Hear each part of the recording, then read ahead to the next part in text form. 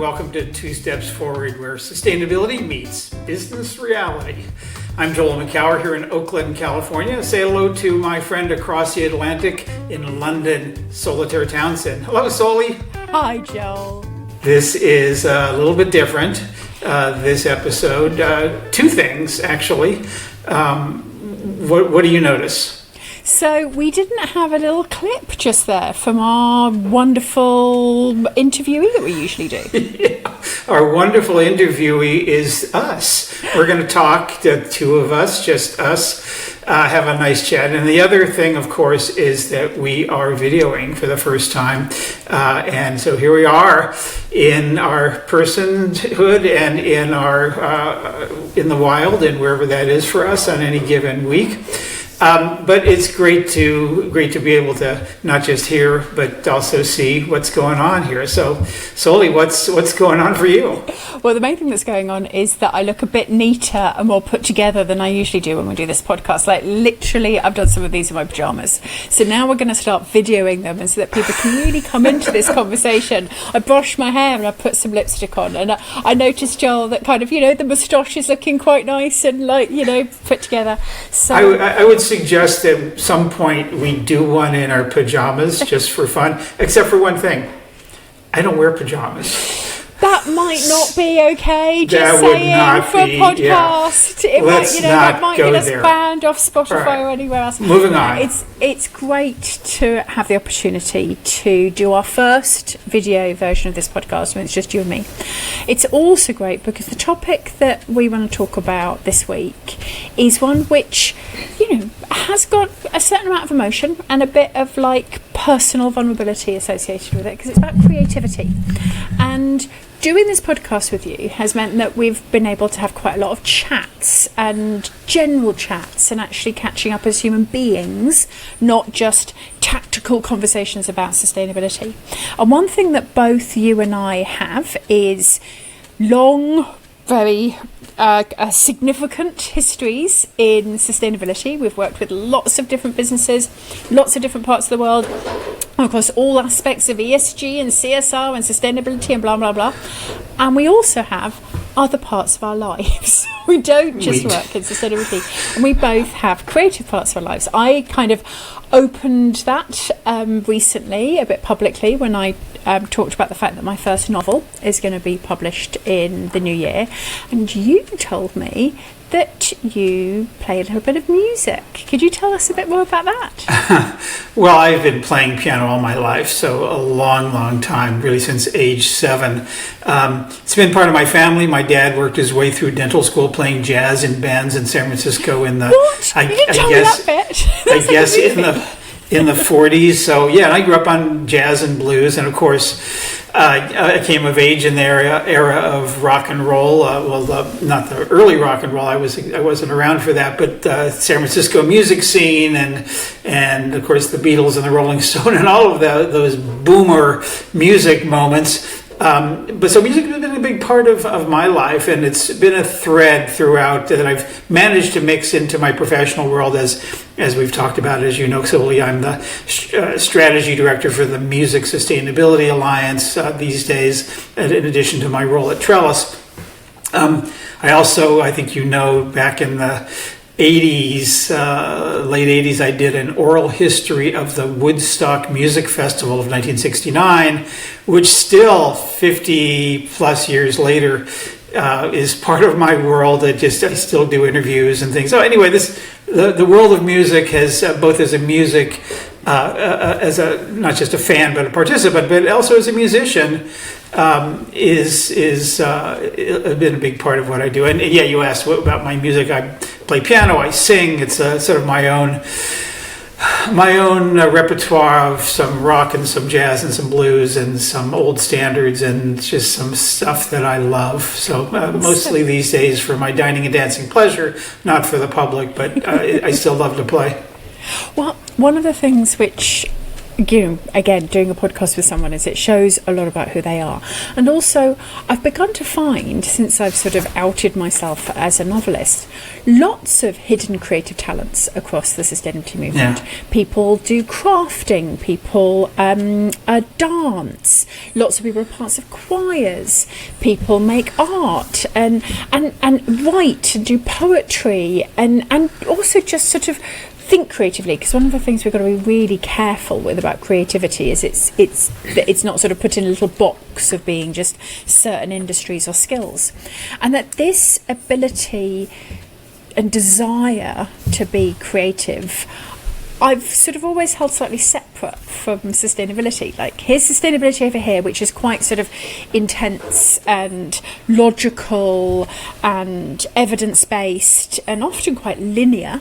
And then over here, here's my creativity, my storytelling, my subconscious. In Futura, we kind of call that the logic and the magic. And what I've started realising, probably very, very belatedly in my career, is, of course, they feed each other. And a little bit of research, which I think I've mentioned before, which just fascinates me, was done by a research company called BE Works. Great organisation, all behavioural economists. And they did some research with lots of people and they scored them on this creativity score. There are ways you can do creativity score, like how many different uses for an orange can you think of? Like, we get like all these ways about creative thought and inventiveness. And then they also scored them on an optimism score about climate change. And what they found out was that the people who scored the highest on creativity also scored the highest on optimism. And I think that there's something about the ability to invent, to think laterally, to connect emotionally, that maybe opens your mind to like a different possibilities for the fact that the world might be able to be different than it is. And I can see that very much in writing a novel, like literally, you know, you invent new worlds. In music, is that the same? Do you think that music opens your mind or maybe your heart a little bit to what's going on in the world? Well, I think that's interesting, and I hadn't really thought so much about it, but what I do think, Soli, is I think a lot about jazz. And what I mean by that is that jazz improvisation in general, it's learning a language, and language, of course, learning a language can be seen as creativity in the way that it engages your brain. You know, when we learn music, we learn in scales, or we're going to get into theory, the circle of fifths and chords and structure and things like that, and then you start to just like you would learn words, and then you start to string the words together to make sentences, and then you start off by imitating other people's sentences, dialogues if we're learning a foreign language, and then you start to be able to work that out on your own. For me, jazz is like that, and we're doing jazz right now, Soli. We're improvising, we're fitting into each other's... Okay, this is jazz. Fitting into each other's space, we're riffing off of what the other is doing, and so I know that's not jazz. If you're a jazz musician, you're saying, hey, that's just a conversation. But for me, much of life is jazz. And I think in those terms, that we're riffing, we're in the groove, we're creating something beautiful together that at least we have never created, maybe has never been created at all. And for me, those are glorious moments. But before we go on, I want to make sure that we're not distinguishing between creative people and non-creative people, because sure, we can talk about the role of sustainability in everything, in literature and movies and in visual arts, and obviously in music and street art, Banksy and Shepard Fairey, and there's so many things throughout documentary films and novels like when you have coming out, but even going back into social change, To Kill a Mockingbird and Toni Morrison's novels around racial inequality and oppression. But we talk about, I hate the term creatives and influentials as nouns. Sure, there are creative people and there are people who are influential, but to call people creatives or to call people influentials, I just think it's just bad, because it separates out people from we all have a creative streak. We all have creative instincts. We all have hidden talents, even talents that are hidden to us. People like to sing, people like to dance, people like to, be crazy in lots of different ways and be creative in lots of different ways. Are they a creative? I don't know. I think it's a lousy word. I hate it that, my wife is an artist. I'm a journalist who does speaking and podcasting and lots of other things. And we joke that, she used to be an artist, I used to be a writer. Now she's a creative and I'm an influential. And it's like, we laugh. It's like, that's just, oh my God. So I think those terms, I just want to make sure that we're not saying there are creative people and then there's everybody else. There is so much opportunity, and what you're talking about is how the way that creativity channels up to optimism, and how that optimism channels up to sustainability work is really available to almost anybody. Absolutely. And one of the things which we all know is that every child is born as a creative. If there's anyone who's allowed to be called creatives, it's under fives. It's like every under five is a creative, and maybe nobody else is allowed to call themselves that.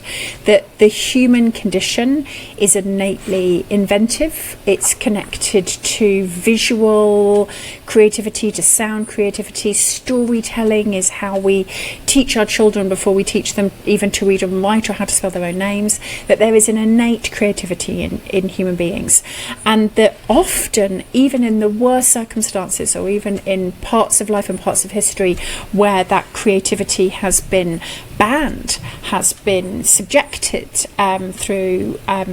has been exploited, it's still come out. It's one of those parts of the human condition that it seems to be almost impossible to slice out or burn out of what it is to be us. And I think perhaps there's a necessity to that, and in the moment that we're in right now, a necessity for us all to be creative. I know everyone always says every job's a sustainability job. Maybe we want to say everybody is a creative right now, because what we had before... You just used that word as a noun, and I just had to recoil for a second, but I'm sorry, keep going. I would try, like, again, I invented a word for myself, solutionist, so I'm terrible at loving naming things, but that sense that the world that we were in wasn't working very well and had caused us loads and loads and loads of problems, extraction and exploitation being two of the key ones, and now dealing with the massive consequences, particularly of climate change, and dealing with that. The situation that we're in right now, which feels like that old world is crumbling a little bit, but in a really... it's like we're losing the best bits of the old world without, rule of law, kind of stable politics. The bits of the old world that actually did work seem to be crumbling, and we haven't yet invented the new one. So right at the moment, I don't think it's, people might be calling into this expecting us to be talking about Scope 3 or GDPR or what the new greenwash rules are, all the rest of it. Actually, I think we have to be having conversations about things like creativity, because what we do in sustainability isn't in a vacuum, and right now we need everybody to be doing creative thinking. Can you live with the term creative thinking? Well, yes, I can totally live with that. And you mentioned the word exploitation and extraction, and I think we talk. You think about that over the physical extraction from the planet and all of that we certainly talk about in the sustainability world. But to your point, there's also the exploitation of us as humans, as workers, and I don't mean that in the slavery or taking advantage or human rights violations kind of way. Just people, wherever you work, whoever you work for, whatever you do, there's this tendency to extract the most amount of work from you in a certain type of in the course of a day, in a week, in a month, in a career. And there's also, it's a sort of an exploitative kind of thing as well. And I'm an employer. You're an employer solely. Not everybody is evil, and I don't even mean this in an evil way. I mean this in a capitalistic way, where we're trying to maximize productivity and efficiency and all of that. And in the process of doing that, we can extract or actually leave out the humanity. And part of that humanity is the creativity. Part of that humanity is empathy. part of that humanity is artistic ability that actually can help us do our work in jobs. And by the way, one form of creativity we haven't mentioned that I am duty bound to mention just because it's so near and dear to me, humor. Yes. Yes. I mean, humor comes in many different forms, and not everybody loves it. As I love to say, humor, it's a funny thing. But I'm not a joke teller. I know a few jokes and I can tell them, but it's not where I go. But I'm a wordplay guy. I am a word guy. I love wordplay. Some people call it punning. Puns are a specific part of wordplay, back and forth plays on words. Just riffing jazz around words is a lot of what I do. And, I know it gets tiresome for some people. Some people would prefer that I didn't do it quite so much.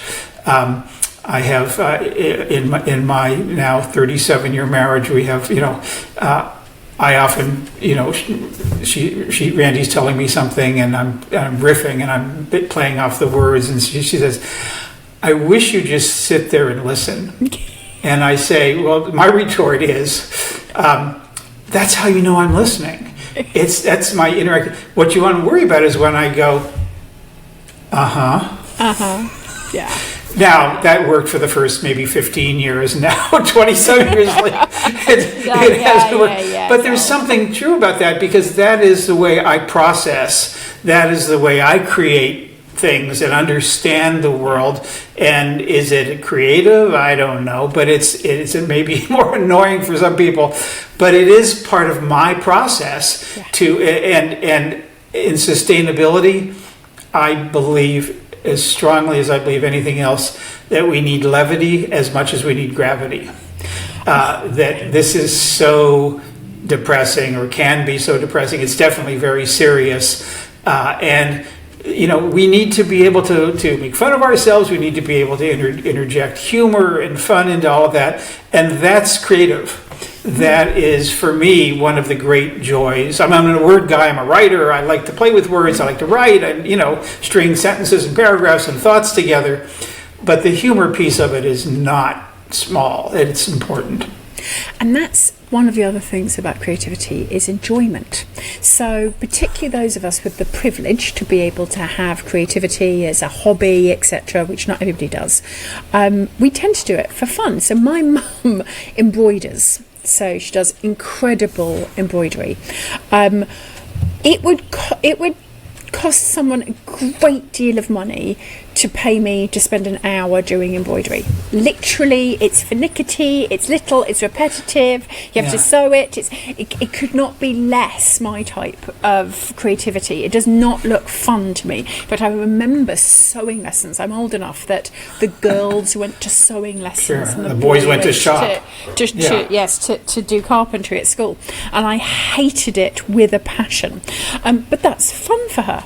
Writing a novel, writing 80 to 100,000 words of a novel might not sound like that much fun to a lot of people. Learning how to play an instrument, enormous amount of effort and time and work to be able to do it. And we do all these things for fun, for joy, because it gives something to us. And I've got a bit of a secret to tell, which is that's also how I approach sustainability. Now, sustainability is really, really important, and it gives me a great sense of purpose, and it's absolutely crucial, and I would fight and die for it. But I also do it because I really, really, really enjoy it. And I sometimes think we could do with being a little bit more honest about that in the wider world, because I don't think people believe our morality very often, that we're just these higher moral beings who are doing sustainability because we see the problem, we want to solve it.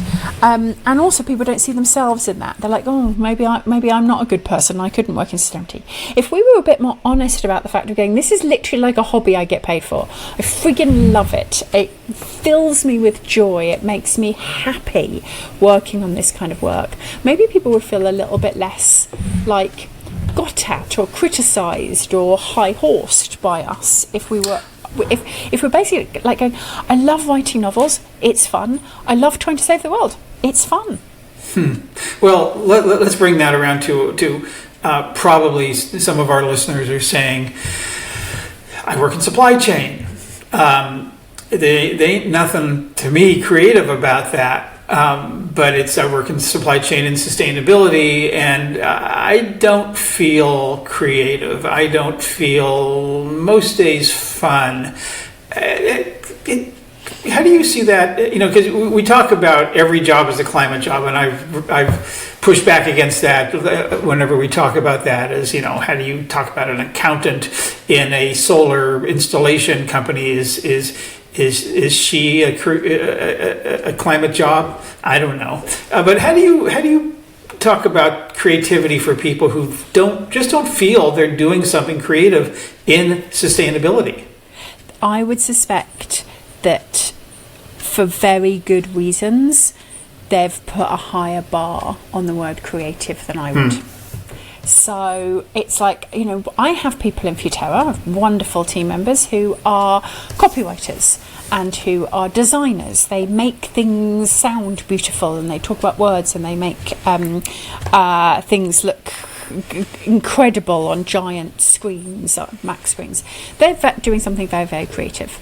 I also have people in Futera who write very long reports about spheres of influence and about scope 3. They're also doing something really creative. In fact, one of my colleagues worked in supply chain for 20 years before he got into sustainability. He might challenge the fact that that's not a very creative job. The amount of tap dancing you have to do, the amount of inventiveness that it requires to be able to think for the solutions, the playing people off against each other, the being able to negotiate, the speed at which supply chain work tends to work at, the decisions that you get to take, the choices between, is this going to solve something or is this going to solve something? Is this the answer? Is that the answer? Those are all inventive, creative, lateral decisions that people are taking. They might not be a beautiful picture on a screen or a whole load of prose which has been well written. It might not be writing poetry, but it's still requiring inventive, creative thought. I think probably even, and I've done some pretty crappy jobs in my life. I've worked on the line in factories. I've been a cleaner, and although, let's be honest, there's not a lot of creativity involved in being a cleaner, I'm really trying to think of a way to make my point about being a cleaner. But there wasn't a lot of creativity being a cleaner, and in fact, if you were creative being a cleaner, probably things wouldn't get clean. But that repetitive manual work left me open to imagine and to dream and to think and to make up little stories in my head and to have arguments with people in my head. So I think humans are creative. Yeah. We're all creative. How much of that comes out on our work, in some ways, sort of, is up to us, I would say. So I think if we might be surprised by the people who are listening and how many of them in jobs that might not have the word creativity attached actually are incredibly creative and inventive in the work that they do. Yeah. So what's your creative dream, Soli? In other words, if you had could do anything creative that you currently can't do now, what would that be? And bonus points for how do you connect that to the sustainability work that you do, or is that important that you do? So I didn't start creative writing, as it's called. I didn't start working on novels and stories until my mid-40s, and I have to come in again. Creative writing is another one of those terms that just gets me, because I talk about people. What do you do? Well, I'm a journalist by training. I've written books. I've just done this, and I've thousands of articles. And people then say, "Oh, that's nice. Do you ever do any creative writing?" I will change it. It just like, I want to strangle them. I'm not a violent person, but I still want to strangle them. Anyway, you get the point. So I had to jump in there. Should be much more careful with my terminology about creativity. So when I started writing fiction, there you go. When I started writing fiction, it was only a few years ago, and it was a joy to be a beginner at something again. I'm pretty good at what I do. Some of the biggest companies in the world ask me for advice on what I do. I've been working at Futera for decades, but I was a newbie, at fiction writing. In fact, I did an online course called Beginner's Fiction, which was really basic. And yeah, I've got a master's degree in Shakespeare, so I did know some of the basics. And you have a master's degree in Shakespeare and another one in sustainability. I love that combination. I just think you may be the only human ever in the world in the history, past, present, or who knows future, who has that combination. Who has that particular combination? You, Soli. I would say that probably for good reason. it took a lot to work out ways to put them together. I'm sure. But so I would love to learn more creative skills because I loved learning this one. I think probably the thing which I would most like to do, and it's going to take me a jump to be able to think about how to put this together with sustainability, is I'd love to be able to sing. So I'd love your skill set. I'd love to be able to sing. I've never been able to sing. I don't even sing in the shower anymore because it hurts my ears. I can just about hum along with the tune, but just opening my mouth. And one of the reasons why I'd like to learn to sing is in order to join a choir.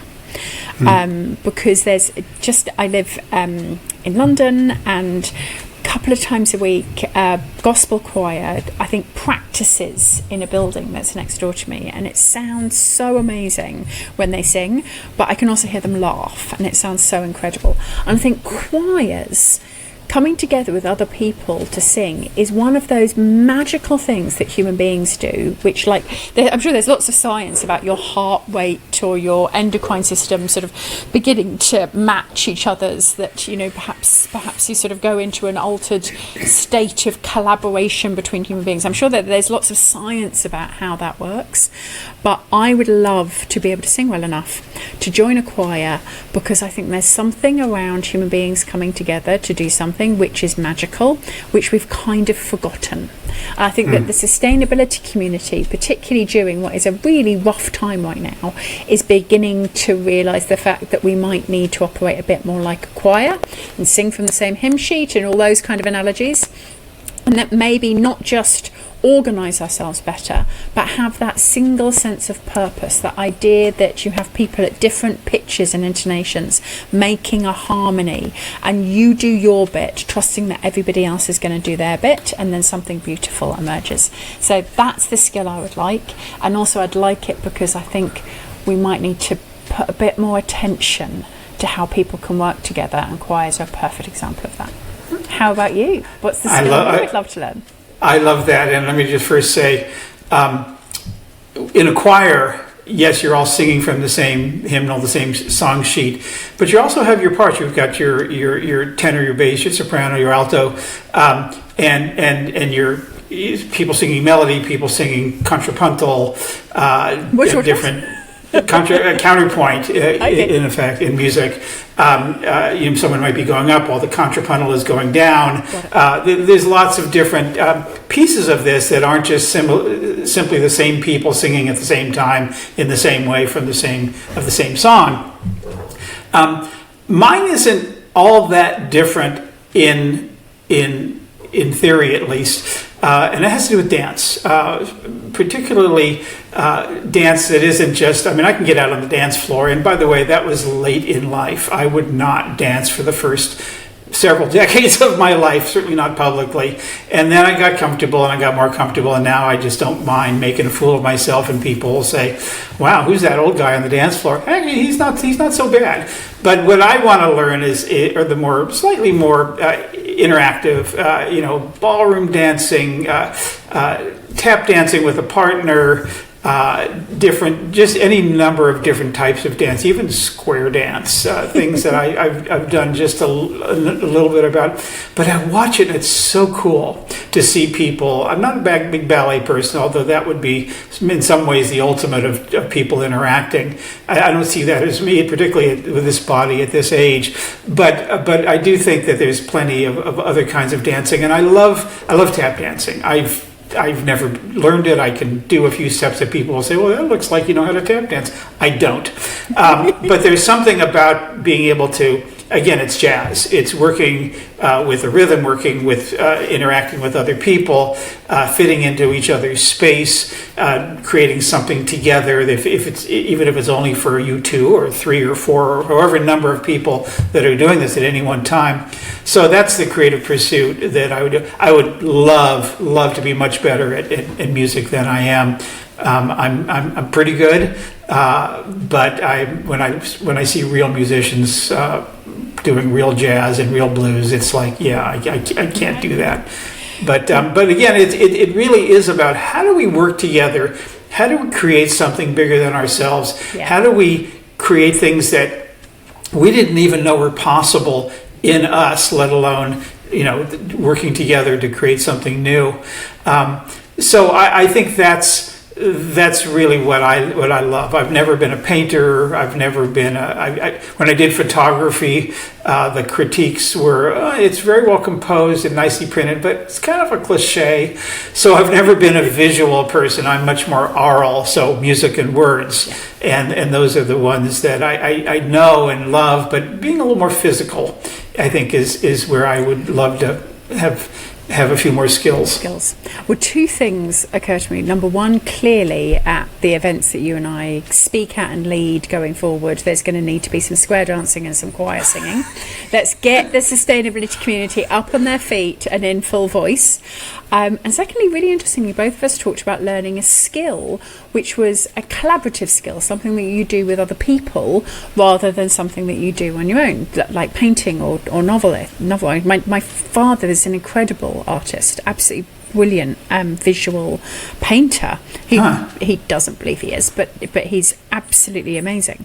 And he's always so eager to talk about it and to draw you in, because of course it's a very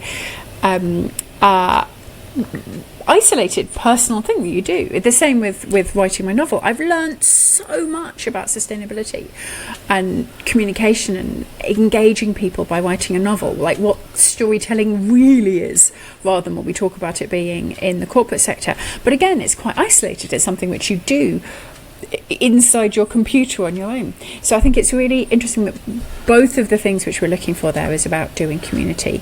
I think it's also interesting how a conversation that started about creativity is now moving to community, because maybe that's something else which we don't think about when we think about creativity enough.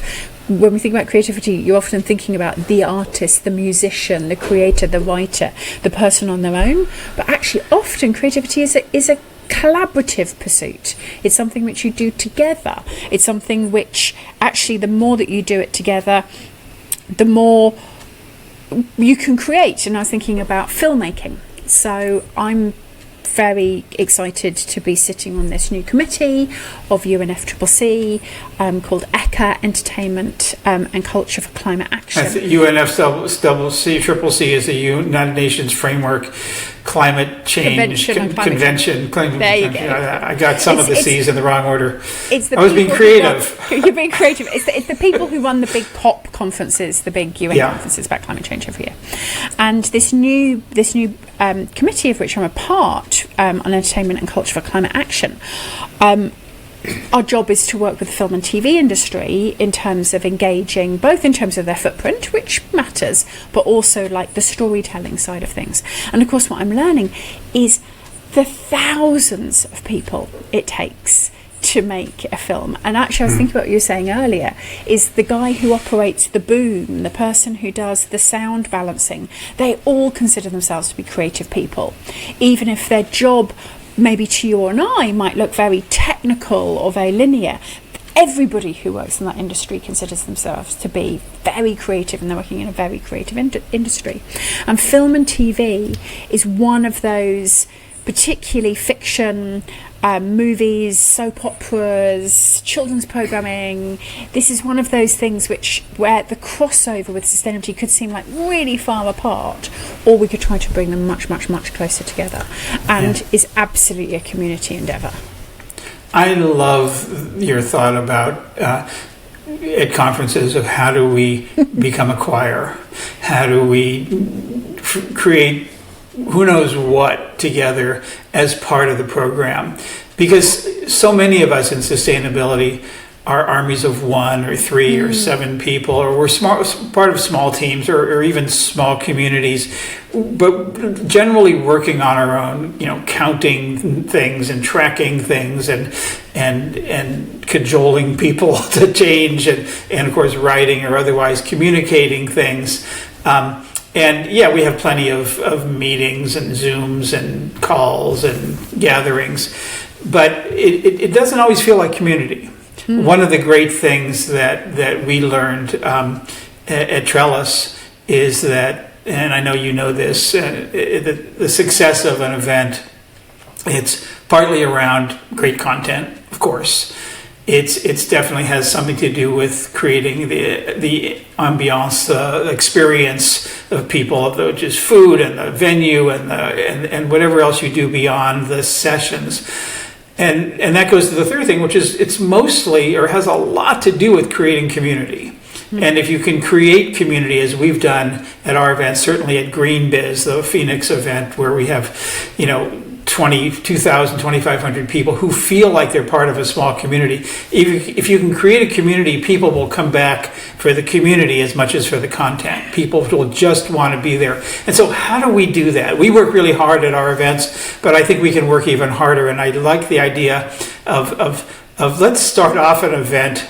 By the way, I have nothing to do with our programming at the event, so don't hold me accountable here, but I will certainly bring this to the fore. How do we start off events? Let's sing together. Yeah. Let's do something together. Obviously, we're sharing a moment together, having we do things. We now bring comedians on stage. We have some. I think you were participated on some of these. Vulnerageous. Say something that's being courageous by saying something vulnerable, and the winner of that goes on the main stage to share something. And I think that we just need to do more of that. Yes, there's the nuts and bolts of decarbonization and accounting and waste minimization and everything else that we talk about in the world of sustainability. But if we're not feeling creative, it just becomes a dry. It can be as boring as anything, frankly, as any other job. Absolutely. Well, if we number one, in sustainability, we need to have the benefits of community, because then maybe more people might want to come and join us. And I think one of the ways to do that is maybe we need a sing-along to Hey Jude. Because in terms of getting a whole big group of people to be all on the same brain waves and to be breathing at the same time and to be singing the same words, like Hey Jude tends to tap into something really deep. So that's what I'm expecting at the next Green Biz, is that we're going to do a sing-along to Hey Jude. And partly I'm joking, but actually I think we might be onto something here, genuinely. That if we want to be a community, we need to start acting like one and do the things that communities do, which is around coming together, which is around supporting us as individuals and people, not just the things we can do or the practicalities that we can make. It's about doing the things which communities have learnt builds communities, singing together, dancing together, sharing vulnerabilities. It's about being a community that other people might want to join. Because if we're all miserable and lonely all the time, why would anybody else want to be part of sustainability? Yeah. And to be a community that's focused on creativity and inventiveness, which often requires you to get a bit uncomfortable and to loosen the tie and to not be putting a front on. And actually singing, dancing, doing art is a great way to get yourself out of your common way of thinking, or the sort of, the just sort of in a rut doing the same thing that you did the day before. So maybe we need to scratch that a bit. Maybe we do, and it reminds me of something that I've never fact-checked this to see if this is true, but it's too good to not be true in a lot of ways. The word conspire comes from the word con, together, like convention or conclave or something. And spire is respire, is breathing. So conspiring is about breathing together. Yeah.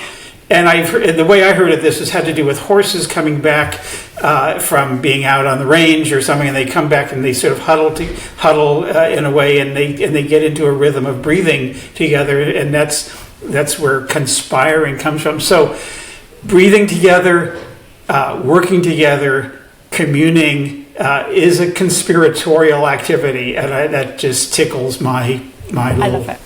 political I'm not going brain to there. fact check that either. Like, part of my head was going, what's the Latin root of that? It's like, no, that's one of those that I want. But it does nobody any harm to believe that one. So, creativity and community. I think you and I didn't plot or plan this. We didn't script what we're going to talk about. This is a genuine conversation.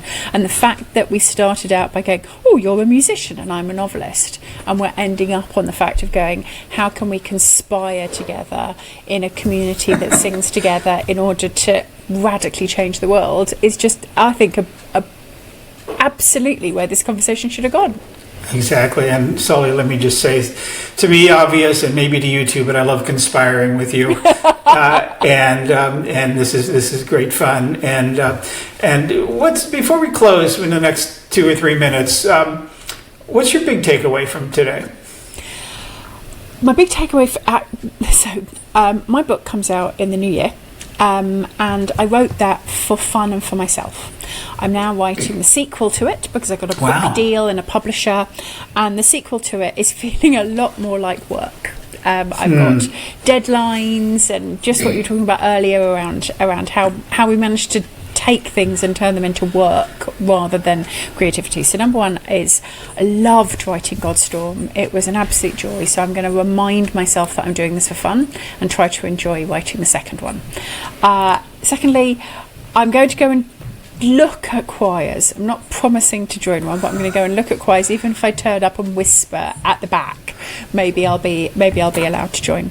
And thirdly, big takeaway is everybody is creative, even if we desperately try not to be. It's part of who we are. It's how we were born. We need a lot more of that, and it's way easier to be creative in a community than it is to do it on your own. And so actually that creative community, maybe you'll allow me to noun up a creative community, is something which we need so desperately, rather than what kind of feels like at the moment, which is a bit of a misery community or compliance community that we have in sustainability. So maybe we could try to be more of a creative community. Well, commiserating, which means being miserable together, literally, calm, again, communicating our misery. It is a community, so it may be a pity party. So, but we don't need to do that. Well, that's helpful. First of all, I can't wait for your novel to come out, and maybe someday you'll let me read it before it does come out, so I can get in on the action. I'm just putting it out there. And I say that as someone who does not get the chance to read too many novels, but I will read. In fact, the last one I read is by your friend Kim Stanley Robinson. Yeah.